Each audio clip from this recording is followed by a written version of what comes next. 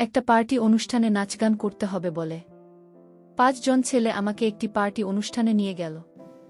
সেখানে আমি গিয়ে দেখলাম পার্টি অনুষ্ঠান তো দূরের কথা, সেখানে কিছুই নেই। তারপর তারা আমাকে একটি রুমে বসতে দিল। কিছুক্ষণ পর তারা আমার সাথে এমন কিছু করল যা শুনলে বন্ধুরা তোমাদের মাথা গরম হয়ে যাবে। বন্ধুরা, গল্পটি অনেক অনেক ইন্টারেস্টিং। আশা করি গল্পটি শুনে তোমরা অনেক মজা পাবে। গল্পটি শোনার পূর্বে বন্ধুরা, তোমাদের আমার ছোট একটা অনুরোধ, তোমরা দয়া করে আমার চ্যানেলটিকে সাবস্ক্রাইব করে আমাকে সাপোর্ট করবে। হ্যালো বন্ধুরা, আমার নাম মনিকা, আর আমার বয়স তখন মাত্র ২২ বছর। আমি গ্র্যাজুয়েশন করেছিলাম, কিন্তু আজকাল স্নাতক কিছুই নয়। বিয়ে করার পরও মানুষ ডিগ্রি হাতে নিয়ে রাস্তায় রাস্তায় ঘুরে বেড়ায়। এটা সঠিক ধারণা আমি তখনই বুঝতে পারি যখন আমি চাকরি খুঁজতে বের হলাম। প্রতিটি কোম্পানির সামনে তরুণ তরুণীদের একটা বিশাল লাইন। এমতাবস্থায় আমার মতো একটা মেয়ে কোথায় চাকরি পাবে যার না আছে কোনো অভিজ্ঞতা, না আছে বড় কোনো ডিগ্রি? কিন্তু একটা চাকরি এই মুহূর্তে আমার খুব প্রয়োজন ছিল, কারণ বাবার মৃত্যুতে আমাদের শিরদাঁড়া ভেঙে গিয়েছিল। বাড়িতে বাবাই একমাত্র উপার্জনকারী ছিলেন, আর আমরা ৩ বোন অবিবাহিত ছিলাম। আমার বড় বোন শিক্ষিত ছিল না, তাই রোজগারের দায়িত্ব আমার কাঁধে এসে পড়ে। আমি যখন বাড়ি থেকে বের হলাম তখন আমি বুঝতে পারলাম বাইরের জগৎটা কত কঠিন। এখন বুঝতে পারলাম বাবা কত কষ্ট করে আমাদের মুখে খাবার তুলে দিতেন। বাবার প্রতি আমার সবসময় রাগ হতো যে তিনি আমাদের ইচ্ছা পূরণ করেন না। আমার আগে মন খারাপ হয়ে যেত, তবুও তিনি আমাকে খুব আদর করে বলতেন, মা, চিন্তা করিস না, একদিন তোর ভাগ্য ফিরবে। কিন্তু সেদিন আর এল না। একদিন বাবা ঘুমের মধ্যে মারা গেলেন। যখন সকালে আমরা বুঝতে পারলাম যে বাবা আর আমাদের মধ্যে নেই, তখন আমরা বুঝতে পেরেছিলাম যে বাবা আমাদের জন্য কতটা জরুরি ছিলেন। অন্তত তিনি আমাদের লোকের কুদৃষ্টি থেকে রক্ষা করতেন, আর খাবারের মতো মৌলিক জিনিস থেকে বঞ্চিত ছিলাম না। বাবার মৃত্যুর পর কয়েকদিন পর্যন্ত আমাদের প্রতিবেশী ও পরিবারের সদস্যরা আমাদের সাহায্য করেছিল, কিন্তু ধীরে ধীরে সবাই যার যার জীবনে ব্যস্ত হয়ে পড়ল। আজকের যুগে খাওয়াতে পারে আমি চাকরির খোঁজে বাড়ি থেকে বেরোতে বাধ্য হয়েছিলাম, এবং আমি বুঝতে পেরেছিলাম যে বাইরের জগৎ নারীদের জন্য কতটা কঠিন। আমি কোনো কোম্পানিতে চাকরি পাইনি। প্রতিটি কোম্পানির বাইরে হাজার হাজার যুবক দাঁড়িয়ে আছে। তারপর আমি বাধ্য হয়ে একটি প্রাইভেট স্কুলে একটি চাকরির জন্য গেলাম। সেখানের অবস্থা আরও খারাপ। অর্ধেক দিনের বেশি কাজ করার পরিবর্তে মাসে মাত্র ৬,০০০ টাকা পাওয়া যেত। সংসার খরচ এই সব টাকা লেগে যেত। এতেও স্কুলের মালিক আমাকে আমার অভিজ্ঞতার কথা জিজ্ঞেস করলে আমি চুপ হয়ে যেতাম, অনেক খোঁজাখুঁজি করেও। তারপর একদিন হঠাৎ স্কুলের মালিক আমাকে চাকরি থেকে বের করে দেয়। এখন আমি কি করব বুঝে উঠতে পারছি না। অনেক খোঁজাখুঁজি করেও কোনো কাজ পাচ্ছিলাম না। অনেক খোঁজাখুঁজির পর আমার এক বন্ধুর ভাইয়ের মাধ্যমে আমি একটি পিৎজা হাউসে ওয়েটারের চাকরি পাই, যেখানে সারাক্ষণ পুরুষ মানুষের ভিড় লেগেই থাকত। সেখানে তারা আমাকে একটা কালো রঙের কোট দেয়। প্রতিদিন সেটি পরে আমাকে ডিউটিতে যেতে হবে, যার উপরে পিৎজা হাউসের নাম লেখা ছিল। পরের দিন থেকেই আমাকে কাজের জন্য ডাকা হয়েছিল। পিৎজা হাউসের মালিক ওয়াটারের নামে একটি আধুনিক মেয়ে চেয়েছিলেন। মেয়েটিকে দেখতে যাতে অনেক সুন্দরী হয়, যার কাঁধে চোট চুল ছড়িয়ে থাকবে, এবং সে যেন অনেক মেকআপ করে ডাইনিং হলে দাঁড়িয়ে থাকে। তাদের সমস্ত শর্ত মেনে আমি ইউনিফর্মটি আমার ব্যাগে রেখে বাড়ি ফিরে এলাম। আমি তখনও ঠিক করতে পারিনি যে আমি এই কাজটা করতে চাই কিনা, কারণ এটা আমার জন্য খুব কঠিন কাজ। বাবা থাকতে আমাকে কখনো প্রয়োজন ছাড়া বাড়ি থেকে বেরোতে হয়নি। আর এত আটোসাটো পোশাক পরে এত মানুষের মধ্যে পিৎজা হাউসে দাঁড়িয়ে থাকাটা আমার জন্য খুবই অস্বস্তিকর কাজ ছিল। কিন্তু ভাবার প্রয়োজন একজন মানুষকে সবকিছু করতে বাধ্য করে। আমি যখন সেখান থেকে বাড়ি ফিরে আসি তখন আমার মা দরজার দিকে উদ্বিগ্ন হয়ে দাঁড়িয়েছিলেন। আমাকে দেখে তার চোখে জল চলে আসলো। আমি আমার মাকে জিজ্ঞেস করলাম যে, মা তুমি এখানে এভাবে দাঁড়িয়ে আছো কেন? তখন মা কাঁদতে শুরু করে বলল, মা, কারেন্টের মিটারের লোকেরা এসে আমাদের মিটারের লাইন কেটে দিয়ে গেছে। মায়ের কথা শুনে আমার হৃদয় কেঁপে উঠল। এখন খুব গরম, কারণ ছাড়া বেঁচে থাকা খুব কঠিন। কিন্তু গত 2 মাস ধরে আমরা বিল দিতে পারিনি। সম্ভবত সে কারণেই আমাদের মিটারের লাইনটা কেটে দিয়েছে। মায়ের চোখের জল আমাকে সিদ্ধান্ত নিতে বাধ্য করে। আমি মাকে বললাম, মা, আমি একটা ভালো কোম্পানিতে চাকরি পেয়েছি। কাল থেকে আমার জন। মা আমার মাথায় হাত রেখে বললেন, এখন তুই আমাদের ভরসা। আর তোকেই তোর 2 বোনের বিয়ের ব্যবস্থা করতে হবে। মা আমার কাছে একটি ভারী দায়িত্ব দিয়ে দিলেন। আমি ভাবছিলাম কিভাবে আমি দায়িত্ব পালন করব, কিন্তু আমাকে এই দায়িত্ব পালন করতে হবে। মা জিজ্ঞেস করেছিলেন আমি কোথায় চাকরি পেয়েছি, কিন্তু আমি তাকে বলতে চাইনি আমি কোথায় চাকরি পেয়েছি। তাই আমি মাকে বললাম যে আমি একটি বড় কোম্পানিতে একটি ভালো পোস্টে চাকরি পেয়েছি। আমার কাজের সময় ছিল বিকাল 3টা থেকে রাত 1-1টা পর্যন্ত। আমি অনেক কষ্টে মাকে এই কথাটা বলেছিলাম। আমার চাকরির সময় জেনে মা অবাক হয়ে আমার দিকে তাকিয়ে বললেন যে এটা কোনো কোম্পানি যেখানে বিকেল 3টায় তাকে কাজে ডাকে। আমি মিথ্যা বলেছিলাম যে এটা একটা মাল্টিন্যাশনাল কোম্পানি, এখানে 24 ঘন্টা কাজ চলে। এই সময়ে আমাদের টাকার এত প্রয়োজন ছিল যে তিনি আমাকে প্রশ্ন করার পরিবর্তে আমার মা আমাকে প্রচুর আশীর্বাদ করলেন। পরের দিন দুপুর 2টায় পিৎজা হাউসের জন্য বেরিয়ে পড়লাম। আমি কি জানতাম এখান থেকেই আমার ভাগ্য আমাকে কোথায় নিয়ে যাবে। পিৎজা হাউসে আসার পর ইউনিফর্ম চেঞ্জ করেছিলাম। ম্যানেজার আমাকে পিৎজা হাউসের দরজায় কাছেই দাস ঘুরিয়ে বললেন, আজ তোমার প্রথম দিন, তাই তুমি ভিতরে আসা যাওয়া সবাইকে সম্মানের সাথে স্বাগত জানাবে। তারপরে আমার দিকে তাকিয়ে সে রেগে বলল, এটা কি রকম হলো? তুমি মেকআপ করে আসলে না কেন? আমি বললাম, সরিষার। তারপর ম্যানেজার আমাকে বলল, তুমি 10 মিনিটের ভিতরে করে আসবে। যাও যাও, তাড়াতাড়ি যাও। ম্যানেজারের কথা শুনে আমি টেনশনে পড়ে গেলাম, কারণ আমার মেকআপ ছিল না। সেখানে উপস্থিত আরেকটি মেয়ে তার মেকআপ নিয়ে এসে আমার মুখে খুব দ্রুত মেকআপ করে দিল। এবং তারপরে আমি যখন আয়নায় নিজেকে দেখলাম, আমি অবাক হয়ে গেলাম। আমি জানতাম না যে আমি এত সুন্দর।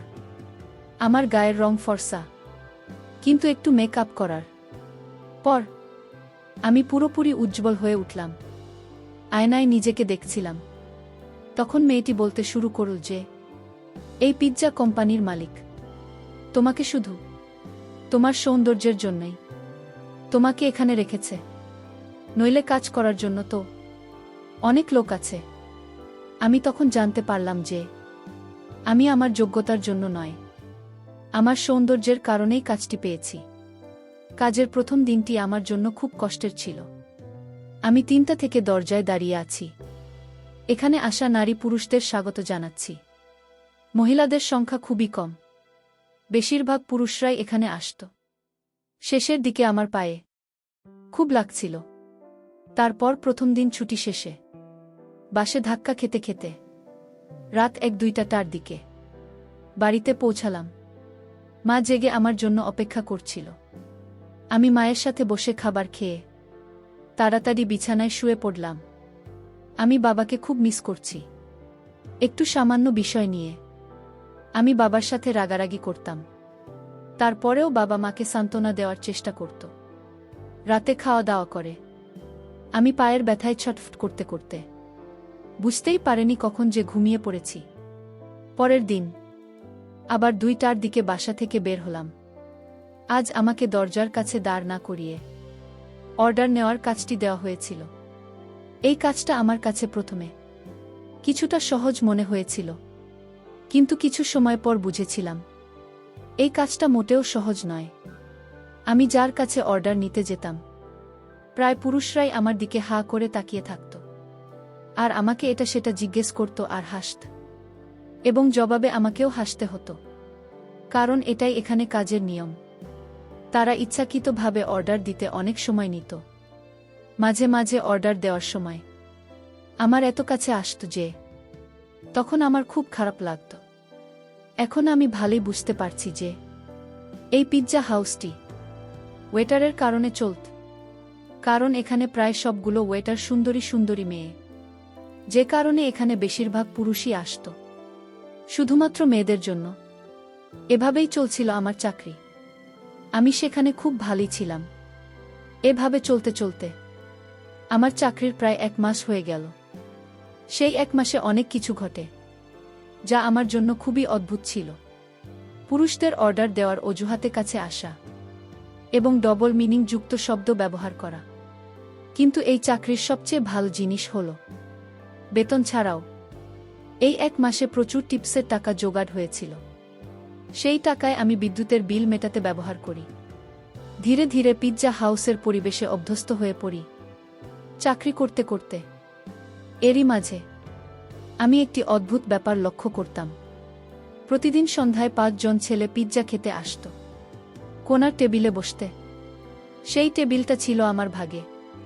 আমি প্রতিদিন তাদের কাছে অর্ডার নিতে যেতাম। তারা 5 জনই 20 থেকে 22 বছর বয়সী, যারা আমার দিকে গভীর দৃষ্টিতে তাকাত। আজও যখন আমি তাদের কাছে অর্ডার নিতে গেলাম, তাদের একজন জিজ্ঞেস করে, তুমি এখানে বাধ্য হয়ে কাজ করো তাই না? আমি হ্যাঁ বলে দিলাম।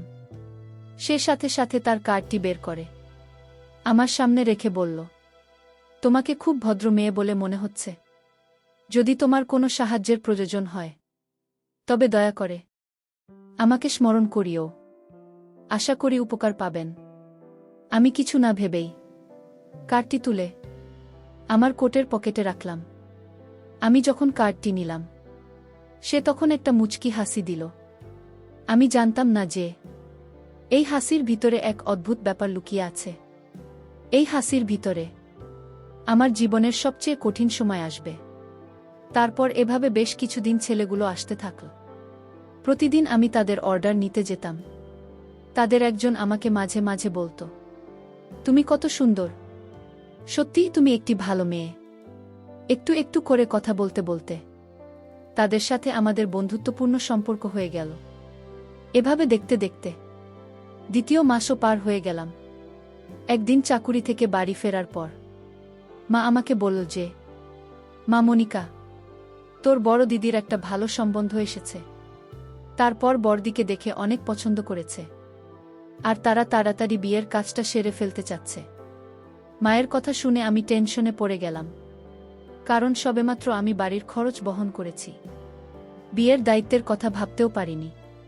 মা বলতে শুরু করেন, মা মনিকা, তোর কোম্পানি থেকে লোন নিয়ে, অনেক বড় কোম্পানি, লাখ টাকা লোন পেলেও তোর দিদির বিয়ে ভালোভাবে হয়ে যাবে। আমার বড় দিদি 26 বছর বয়সী এবং মাতাকে নিয়ে খুব টেনশনে ছিলেন। এখন আমি কিভাবে মাকে বলবো যে আমি পিৎজা হাউসে ছোট একটা চাকরি করি? আমি কিভাবে লাখ টাকা জোগাড় করব? তাই আমি মায়ের কথার কোনো রিপ্লাই দেয়নি। কিন্তু মায়ের চোখে আমার প্রতি আশার আলো স্পষ্ট দেখতে পাচ্ছিলাম। আমার মা নিশ্চিত ছিলেন যে আমি কোম্পানি থেকে লোন পাব। আর আমি ভাবছিলাম, আমার মিথ্যা আমাকে কিভাবে ফাঁসিয়ে দিয়েছে। পরের দিন আমি কাজের সময় সারাক্ষণ টেনশনে ছিলাম, যেটি আমার সাথে কাজ করা মেয়েটি লক্ষ্য করেছিল। সে আমাকে বলল, মনিকা, তোমার খুব মন খারাপ মনে হচ্ছে। তারপর আমি তাকে বলে দিলাম, পরে দীপা, আমার খুব মন খারাপ, কারণ মা বলেছে আমার বড় দিদির বিয়ে দিতে হবে, আর এর সমস্ত দায়ভার আমার উপর। কারণ আমার তো বাবা নেই, কোনো ভাইও নেই, কিন্তু আমার কাছে এত টাকা নেই। আমার কথা শুনে সে বলল, তাহলে এত খরচ করার কি দরকার? কোনোরকমভাবে বিয়ে দিয়ে দাও। ওর কথা শুনে আমি চিন্তায় পড়ে গেলাম। ও ঠিকই তো বলেছে, এত বড় করার কি দরকার? বাড়িতে এসে মাকে পরামর্শ দিলাম। দিদিকে সাধারণভাবে বিয়ে দিয়ে দাও। কিন্তু আমার কথা শুনে মা বলতে শুরু করলেন যে আমাদের অবস্থার কথা সবাই জানে না। ছেলের পরিবার আগে থেকেই যৌতুকের একটা লম্বা লিস্ট ধরিয়ে দিয়েছে। আর এখন যদি তোর দিদিকে খালি হাতে বিদায় দেয়, তাহলে ওর শ্বশুর বাড়ির লোকেরা সারা জীবন ওকে কথা শোনাতে থাকবে। মায়ের কথা শুনে আমি রেগে গিয়ে বললাম, দিদির এমন জায়গায় বিয়ে দেওয়ার কি দরকার? আমার কথা শুনে মা রেগে গিয়ে বললেন, অনেক কষ্টে একটা ভালো সম্বন্ধ এসেছে, তাতেও তুই দোষ খুঁজছিস। আজ যদি তোর বাবা বেঁচে থাকতে, তাহলে এসব নিয়ে আমাকে ভাবতে হতো না। যে কোনো উপায়ে তিনি মেয়ের বিয়ের টাকা জোগাড় করতেন। মায়ের চোখে জল দেখে মনে খুব কষ্ট পেলাম। তিনি তো ঠিকই বলেছেন, বাবা বেঁচে থাকলে কোনো না কোনোভাবে টাকা জোগাড় করতেন। আমি মাকে ধরে কথা দিলাম যে আমি তাড়াতাড়ি টাকার ব্যবস্থা করে দেব। আমি নিজেও জানতাম না এত টাকা কোথায় পাব আমি। বাবার ছায়া সত্যি সন্তানের জন্য বড় আশীর্বাদ। তারা নিজের জীবনের ঝুঁকি নিয়েও সন্তানকে জীবনের সব সুখ দেয়। আমার পক্ষে বাবার জায়গা নেওয়া খুব কঠিন ছিল। এভাবে টেনশন এই দিনগুলো কেটে যাচ্ছিল। পিৎজা হাউসের ম্যানেজারের সাথে থাকার কথা বলেছিলাম, কিন্তু আমার কথা শুনে তিনি এমনভাবে আমার দিকে তাকালেন যে আমি নিজেই খুব হতবাক হলাম। কোথায় পাবো আমি এত টাকা? বুঝে উঠতে পারছিলাম না। আর এদিকে প্রতিদিন ওই 5 জন ছেলে একসাথে আমাদের পিৎজা হাউসে পিৎজা খেতে আসত। একদিন পিৎজা খেতে এসে দেখল যে আমার মন খুব খারাপ। তারপর একটি ছেলে আমাকে জিজ্ঞেস করল, এই যে মনিকা ম্যাডাম, আপনার কি খুব মন খারাপ? আমি বললাম, জি ভাইয়া, আমার মন খুব খারাপ। তখন একটি ছেলে আমাকে জিজ্ঞেস করল, ম্যাডাম কেন আপনার মন খারাপ একটু জানতে পারি? তখন আমি আমার বোনের বিয়ের এত টাকা লাগবে, মানে আমি আমার সমস্ত বিষয় তার কাছে বিস্তারিত বললাম। তারপর ওই 5 জন ছেলের মধ্যে একটি ছেলে আমাকে বলল, আমি তোমার সমস্যাটা বুঝতে পেরেছি, কিন্তু এখানে টাকা পয়সার ব্যাপার তো। আচ্ছা যাই হোক, তুমি কোনো চিন্তা করো না, একটা না একটা ব্যবস্থা হয়ে যাবে। কিছুক্ষণ পর ওই 5 জন ছেলের মধ্যে থেকে আর একটি ছেলে আমাকে বলল, মনিকা তুমি যদি কিছু না মনে করো, তাহলে তোমাকে আমি একটি কথা বলতে চাই। তোমার তো ইমিডিয়েটলি 1 লাখ টাকা প্রয়োজন, তাই না? তো আমি তোমার জন্য একটা বিষয় চিন্তা করেছি। তুমি যদি একটি কাজ করো, তাহলে একদিন এই তুমি 1 লাখ টাকা পাবে। আমি বললাম, কি কাজ ভাই? তখন ওই ছেলেটি বলল, তোমাকে বেশি কিছু করতে হবে না।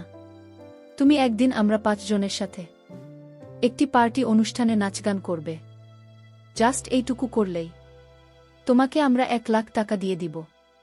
আমি মনে মনে ভাবলাম, তাদের প্রস্তাবটা খারাপ না। একদিন না হয় তাদের সাথে আমি একটু নাচ গান করলাম পার্টি অনুষ্ঠানে, বিনিময়ে তো আমি 1 লাখ টাকা পাব। আর এতে আমার বোনের বিবাহ খুব সুন্দর করে হয়ে যাবে, মায়ের দুঃখ বুঝতে পারব। এই ভেবে আমি তাদের প্রস্তাবে রাজি হয়ে গেলাম। পরের দিন ওই 5 জন ছেলের ঠিকানা অনুযায়ী পার্টি অনুষ্ঠানে চলে গেলাম। তাদের সাথে নাচগান করব বলে তাদের সাথে নাচ গান করতে গিয়ে আমি সেখানে গিয়ে পুরো অবাক হয়ে গেলাম। আমি সেখানে নাচ গানের কোনো আয়োজনই দেখতে পেলাম না। সেখানে যাওয়ার পর 5 জন ছেলে আমাকে স্বাগত জানিয়ে একটি রুমে তারা আমাকে প্রবেশ করাল। তাদের মধ্যে থেকে একটি ছেলে আমাকে বলল, মনিকা তোমার তো 1 লাখ টাকা প্রয়োজন, তাই না? তো আজকে তোমাকে এখানে আনার মূল উদ্দেশ্য হচ্ছে, তুমি যদি আমাদেরকে একটু খুশি করো, তাহলে তোমাকে আজকে আমরা 1 লাখ টাকা দিয়ে দিব।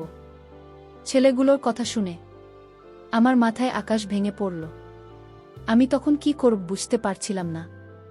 পরিস্থিতি এমন পর্যায়ে গিয়েছিল, যদি আমি সেখান থেকে বেঁকে যাই, তাহলে হয়তো ওরা আমার অবস্থা আরও খারাপ করে ফেলবে। বাধ্য হয়ে তাদের কথা শুনতে রাজি হয়ে গেলাম। আর এদিকে আমার 1 লাখ টাকার খুবই প্রয়োজন। ভাবলাম, অল্প সময়ই তো, মাত্র কিছু সময় তো আমার ব্যয় হবে, আর এর বিনিময়ে 1 লাখ টাকা পাব। তাদের প্রস্তাবে রাজি হওয়ার ফলে তারা একের পর এক আমার সাথে তাদের ইচ্ছা পূরণ করে যেতে লাগল। যখন 5ম ছেলেটি তার অবস্থান তৈরি করতে যাবে, তখন আমি খুব ভয় পেয়ে যাই। কারণ তার অবস্থা খুব ভয়ঙ্কর ছিল।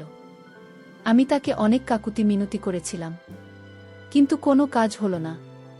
অবশেষে দীর্ঘক্ষণ আমার এখানে অবস্থান করার ফলে আমি গুরুতর অসুস্থ হয়ে যাই। তারপর তারা আমাকে মেডিকেলে ভর্তি করে। মেডিকেলে ভর্তি অবস্থায় দীর্ঘ 1 মাস পর আমি সুস্থ হয়েছিলাম। আর ওই ছেলেগুলো এর বিনিময়ে আমাকে 1 লাখ টাকাও দিয়েছিল এবং সাথে টিপস হিসেবে 50,000 টাকা বোনাস দিয়েছিল। আমি এই সমস্ত টাকা মায়ের হাতে তুলে দিয়ে মায়ের দুঃখ মুছেছিলাম। আর এদিকে আমার বোনের বিয়েটা ধুমধাম করে হয়েছিল। আমার বোনের বিয়ের মধ্যে আমার জীবনের চিত্রটা বারবার আমি দেখতে পেয়েছিলাম। কত কষ্টের টাকা দিয়ে আমি আমার বোনের বিয়ে দিয়েছিলাম। বন্ধুরা, ঘটনাটি ছিল আমার জীবনের সবচেয়ে ভয়ঙ্কর একটা ঘটনা। টাকার জন্য অবশেষে আমার নিজেকে বিক্রি করতে হয়েছিল। পরিশেষে আমি তোমাদেরকে বন্ধুরা, টাকা এমন একটা জিনিস যা মানুষকে অমানুষে পরিণত করে। টাকার কারণে মানুষের সম্মান বাড়ে, আবার টাকার কারণে মানুষের সম্মান, ইজ্জত, এমনকি নিজেকেও অন্যের হাতে বিলিয়ে দিতে হয়। সবই নিয়তির খেলা। বন্ধুরা, গল্পটি তোমাদের কেমন লাগল অবশ্যই কমেন্ট করে জানাবেন। বন্ধুরা, আজকে এই পর্যন্তই। আবারও আসব তোমাদের মধ্যে নতুন কোনো গল্প নিয়ে। গল্পটি যদি তোমাদের ভালো লাগে তাহলে একটি লাইক দাও। প্রতিদিন আমি তোমাদেরকে এই রকম ইন্টারেস্টিং একটা করে নতুন গল্প উপহার দিব। তাই তোমাদেরকে অনুরোধ করে বলছি, তোমরা যদি এরকম ধরনের ইন্টারেস্টিং গল্প পেতে চাও তাহলে দয়া করে আমার চ্যানেলটি সাবস্ক্রাইব করো। অবশেষে তোমাদের সকলের সুস্বাস্থ্য কামনা করি। ভিডিওটি দেখার জন্য তোমাদের সকলকে অসংখ্য ধন্যবাদ।